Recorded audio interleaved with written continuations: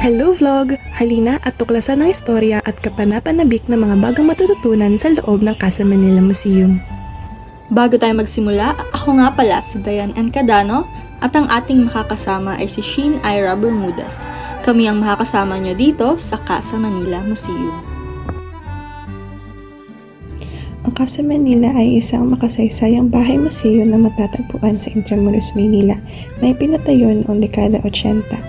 Bahagi ito ng proyekto ng Intramuros Administration upang ipakita ang itsura ng isang marangyang bahay ng mga ilustrado noong panahon ng kolonyal na Espanyol. Sa loob, nakikita ang mga antigong kasangkapan, dekorasyon at mga kwartong muling isinaayos upang tularan ang pamumuhay ng mga mayayamang Pilipino noong ika-19 na siglo. Layunin nitong ipaunawa sa mga bisita ang kulturang Pilipino at impluwensyang Kastila noong panahong iyon. Kaya't isa tayong tanyag na destinasyon para sa mga turista at estudyante. Ang napili kong artifact ay itong silid-tulugan o kwarto.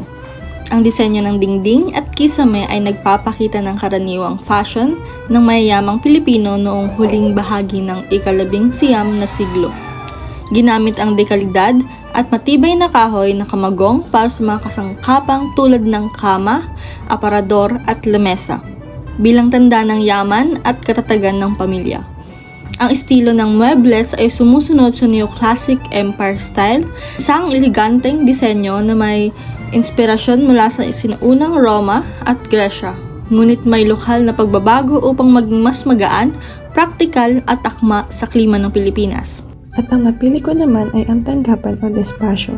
Ito ay ang formal na bahagi ng bahay kung saan pinapangasiwaan ng may-ari ang kanyang mga negosyo at iba pang gawain kasama ang kanyang mga kawani o kalihim.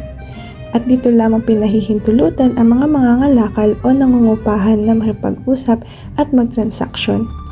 Ilan sa mga mahalagang kagamitan na may kita rito ay ang aparador de libros na naglalaman ng aklat at talaan, ang eskritorio at silya na gawa sa matibay at maringal na nara, at ang malaking baul mundo mula pa noong ika-18 siglo na ginagamit sa pag-iimbak ng mahalagang papeles, salapi, alahas o kalakal. Ang Casa Manila Museum ay isang pambihirang halimbawa ng isang reconstructed na estruktura na kilala bilang isang living museum o buhay na museum. Hindi ito ang orihinal na bahay, ngunit maingat itong itinayo noong 1980s sa ilalim ng inisyatiba ni dating First Lady Imelda Marcos. Bilang mahalagang bahagi ng malawakang proyektong rehabilitasyon ng Intramuros matapos ang halos lubos na pagkasira nito noong World War II. Ang Casa Manila ay itinayo upang maging isang tumpak at makatotohanang representasyon ng isang bahay na bato ng mga ilustrado. Ang pangunahing historical significance at layunin nito ay ang magsilbing isang time capsule na nagpapakita sa mga bisita ng detalyadong pamumuhay at kapaligiran ng mga elitistang pamilya noong huling bahagi ng panahong kolonyal ng Espanya. Ang natatanging layunin ng Casa Manila ay magbigay diin sa arkitektura, sining at kultura ng panahong iyon sa pamamagitan ng paglalakbay sa mga sala nito, komedor, kwarto at azotea. Makikita at madarama ang kahalagahan ng mga disenyo at materyales na ginamit tulad ng matitigas na kahoy, kapis windows at ventanillas. Bilang isang estudyante ng turismo, mapapangalagaan natin ang Casa Manila sa pamamagitan ng aktibong pagtataguyod ng responsableng turismo at edukasyon. Una, isusulong ko ang mahigpit na pagsunod sa mga patakaran ng museum, tulad ng no-touch policy sa mga antigong kagamitan at wastong pamamahala ng basura sa pamamagitan ng pagiging modelo at pagpapalala sa mga bisita. Ikalawa, lilikha ako ng mga innovative educational materials tulad ng QR code-based interactive guides o maikling digital narratives na nagbibigay diin hindi lamang sa aesthetic value kundi pati na rin sa kahalagahan ng preserbasyon at kasaysayan ng ika-19 na siglong pamumuhay at arkitektura. Sa pamamagitan ng pagsunod sa mga patakaran sa loob ng museum ay matutulungan nating ipreserba ang historical place na gaya ng Casa Manila. Dagdag pa dito, mapapangalagaan ang kasama nila sa pamamagitan ng aktibong pakikilahok sa mga heritage conservation projects at pagsasagawa ng research na makakatulong sa pagpapabuti ng mga kasalukuyang preservation practices sa lugar na ito. Halimbawa na lamang bilang isang estudyante na nag-aaral patungkol sa turismo, maaari akong mag-aral tungkol sa tamang pag-aalaga ng lumang kahoy, bato at iba pang materyales na ginamit sa bahay upang mas maunawaan kung paano ito mapapanatiling matibay. Maaari rin akong tumulong sa pagbuo ng mga kampanyang pang-social media na naglalayong ipakita ang kahalagahan ng kasama nila sa kultura at kasaysayan upang mas marami pang tao ang maengganang bisitahin, respetuhin at pangalagaan ito. Sa ganitong paraan, nagiging bahagi tayo ng mas malawak na pagsisikap na protektahan ang ating mga pamana para sa hinaharap. Bilang isang responsableng Pilipinong mag-aaral, ang pangunahing layunin ng pagbisita sa isang museum tulad ng Casa Manila ay higit pa sa simpleng pagtingin. Ito ay isang misyon upang lubos na matutunan at mabigyang halaga ang mayamang kasaysayan at pamanang kultura na inilalarawan ng bawat exhibit at sulok ng estruktura. Sa pamamagitan ng direktang interaksyon sa mga makasaysayang artifact, layunin nating bigyang buhay ang mga nakaraang kaganapan.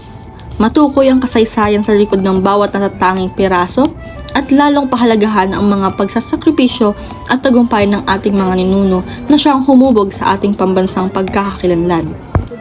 Ang detalyadong pag-aaral na ito ay mahalaga upang hindi lamang magkaroon ng kaalaman, kundi maging inspirasyon para sa patuloy na pagpapayaman ng ating kultura. Bukod pa rito, ang pagbisita ay naglalayong makita ang kaugnayan ng nakaraan sa kasalukuyan nating kalagayan. Sa pamamagitan ng pag-unawa sa pamumuhay, sining at politika ng mga nakaraang panahon na ipinapakita sa museum, mas maintindihan natin ang pinagmulan ng ating mga kasalukuyang kaugalian, lipunan at maging ng ating mga hamon. Ito ay nagsisilbing isang kritikal na plataporma para sa pagmumuni-muni, kung saan ang bawat mag-aaral ay magkakaroon ng mas malalim na pagpapahalaga sa ating pinagmulan, na siyang magbibigay daan upang mas aktibo at mapanuring mamamayan na handang pangalagaan at ipagmalaki ang ating kultura na pamana para sa susunod na henerasyon. Ang Casa Manila ang napili naming puntahan dahil ito ay higit pa sa isang simpleng estruktura. Isa itong buhay na saksi ng kasaysayan na nagpaparamdam sa atin kung paano namuhay ang mga ilustrado at mayayamang pamilya noong panahon ng kolonyal na Espanya sa Pilipinas.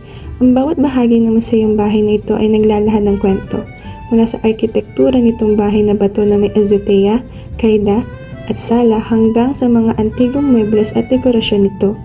Sa pagpasok pa lamang, para kaming bumalik sa ika-19 na siglo.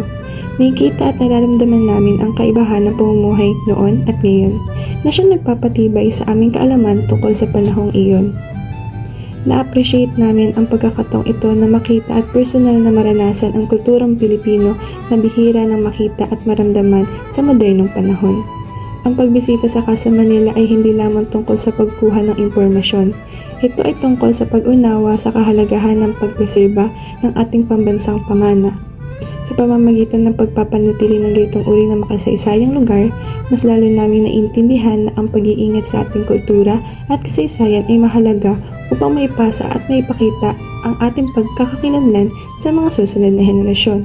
Bilang isang mag-aaral ng turismo, ang aking pangunahing payo at panawagan sa ating henerasyon at sa mga susunod pa ay ang pahalagahan at pangalagaan ang ating mga destinasyon.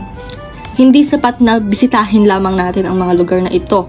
Mahalagang maging responsableng manlalakbay tayo sa bawat hakbang.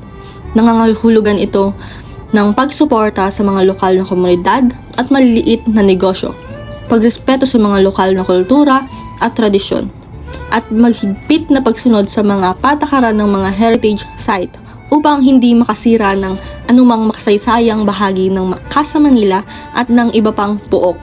Ang responsableng turismo ay susi sa sustainable development ng ating industriya. Sa huli, Ang pagiging responsableng turista ay hindi lamang makatutulong sa pagpapaunlad ng industriya, kundi mas lalo nitong itatampok ang ganda at pagkakakilanlan ng ating bansa sa buong mundo. Bilang isang estudyante na kabilang sa henerasyon ngayon, nais kong magbigay diin at ipaalala sa ating lahat kung gaano kahalaga na bumalik tayo sa ating pinanggalingan, sa mga istrukturan tulad ng lumang bahay na ito at sa mga makasaysayang kwento na bumabalot dito. Sa mundo ng digital media at mabilis na pagbabago, madalas nating nakakalimutan lumingon sa pinagsimulan. Subalit, naniniwala akong sa pamamagitan ng pagpapahalaga sa mga ganitong lugar, mas magiging buo at matatag ang ating pag-unawa sa ating kultura, pagkakakilanlan at pagkatao. Ang bawat lumang tisa, muebles at kwento ay nagbibigay linaw sa kung sino tayo at kung paano tayo nahubog. Sa huli, ang pagpreserba ng kasaysayan ay hindi lang isang gawain para sa nakaraan. Ito ay isang mahalagang regalong maiiwan natin para sa mga susunod na henerasyon. Isang konkretong patunay ng ating pagiging Pilipino. Para sa bagong henerasyon, ang Casa Manila ay isang mahalagang destinasyon dahil isa itong time machine na nagbibigay daan upang maranasan at maunawaan kung paano namuhay ang mga ilustrado noong ika-19 na siglo sa ilalim ng kolonyal na Espanya. Ang pagbisita rito ay hindi lamang tungkol sa pagtingin sa mga antikong muebles, ito ay tungkol sa pagbuo ng matatag ng pambansang pagkakakilanlan, pagpapahalaga ng ating kultura at mga impluwensya nito, at pagkatuto sa kahalagahan ng pagpreserba ng ating kasaysayan. Sa huli, ang pag-unawa sa ating pinagmulan ay ang susi upang maging responsableng manlalakbay at mapangalagaan ang ating pamanang pangkultura para sa kinabukasan.